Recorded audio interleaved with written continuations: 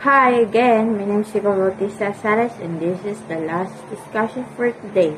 So I will discuss about the hypothesis and conclusion of an if-then statement. Then the inverse. So still same, but pinagkaiba po nila is yung if, when, not, yun po. So, we will start. So, first, wait.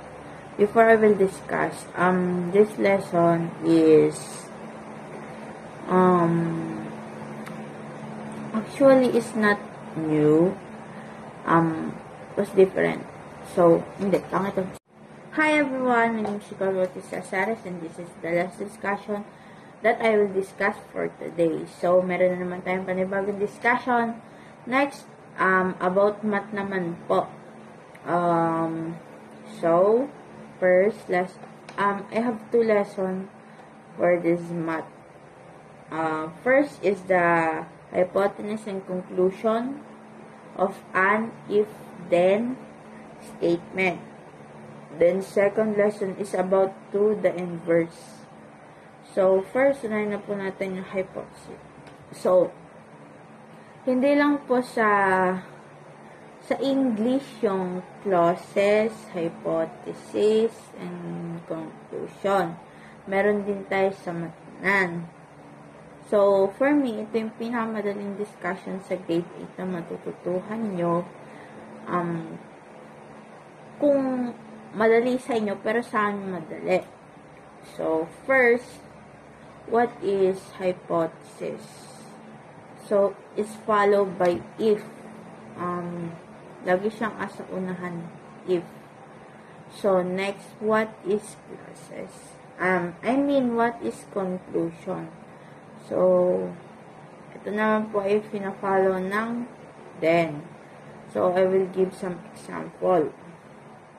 So, first, if you come early for the meeting, then the meeting will also end early. So na pakinggan nyo. So, nasa unahan po ang if. Then, after nun, second part is then. So, I will give another example.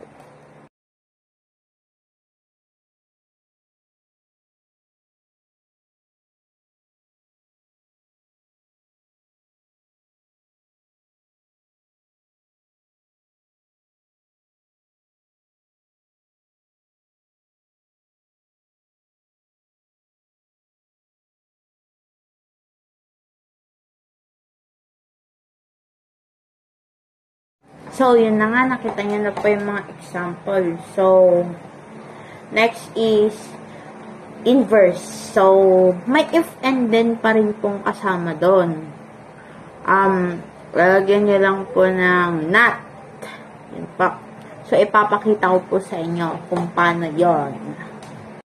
So, yun na nga po. Nakikita nyo po yan.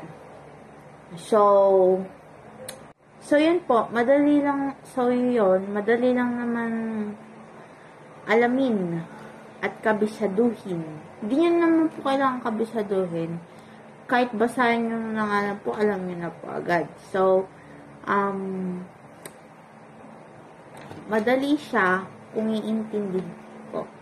So, thank you for watching my video. Thank you po.